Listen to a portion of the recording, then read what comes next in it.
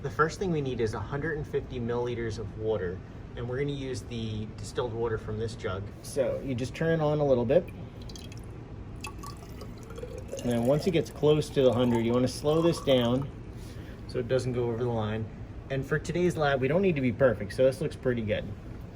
Now, because we need 150, you're going to do that twice, basically. Once to 100 and then once to 50. Our next step is to put that 150 milliliters of water into, here's our 100, and then we fill it up again, we get our 50. And then this is going to go on the hot plate. We need to set the hot plate to 300. And then we have this little holder for the thermometer. Thermometer holder is going to go there. And then we just put this in. So we put this in there so that the probe is in there but not touching the bottom. Next, it just goes on the hot plate to heat up. Now keep an eye on the thermometer. We only want it to get up to 70 degrees. Next thing you need to do is get a Ziploc bag, and everyone needs their own with their name on it. And then it says for number 4, while waiting for the water to heat up, put a weigh boat on the balance, press the 0 button, then add 0.5 grams of guar gum to the weigh boat.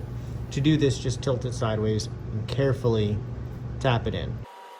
Once you get close, slow down. Okay, anywhere from like 0.47 to 0.53 is fine. But if you do take way too much extra, there's extra these little weigh boats. You can just kind of bend this and then just tap a little bit and just have a tiny bit go in there. Check your mass again. And then, you know, as long as it's somewhere around there, that's completely fine. Once your beaker hits 70 degrees, you're gonna take it off the hot plate. Now be careful, it's gonna be very hot. So we're gonna use the hot hands. So you wanna carefully take it off. I'd recommend you first take off the thermometer and then remove it and put it on the desk. Now we need to add the guar gum into here slowly.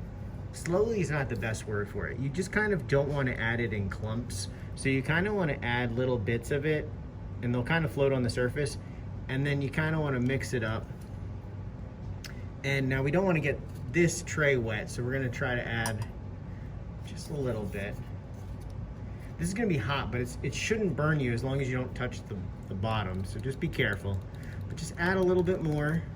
Maybe you have one person kind of tapping it in and the other person constantly stirring it. If you add too much in at one time, the problem is it'll get clumpy. So we're trying to make some nice smooth slime here, so we don't want to add too much. But you can see it's kind of quick, and if you have one person just constantly stirring and then another person just tapping it in, it'll go by pretty fast. Okay, I'd say it took me about maybe 2 minutes to do this, and I was just working by myself. So it really shouldn't take too long for you to get it all in there. Let's take a look and see.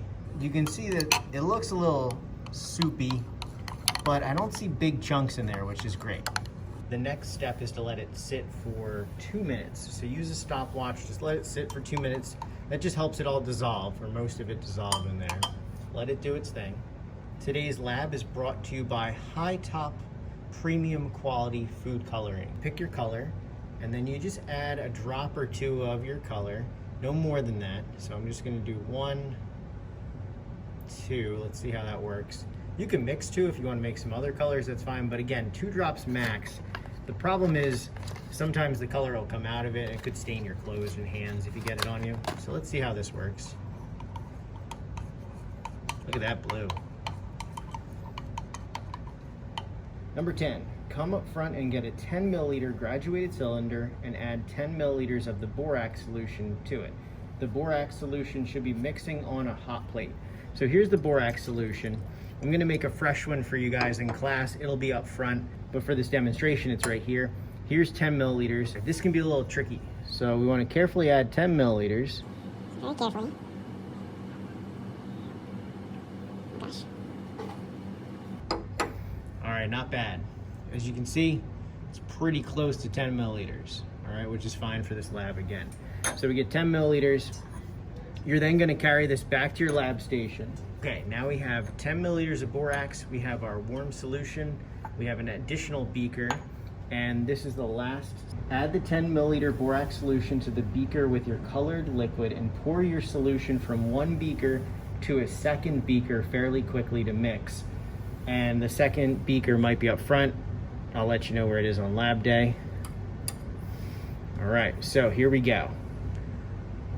Pour this in. And now we want to sort of quickly, but not dangerously, Pour this back and forth between the two, and hopefully if you do it quick enough, it should start to form a nice line. Oh, that looks pretty good, right? All right, it's still really warm though. I'm gonna let it cool off a little bit, and then we'll split it between you and your partners into their bags. Now, as you can see, there's a lot of glassware to clean here, so we're gonna have to use our soap and brushes to clean everything up nice for the next class.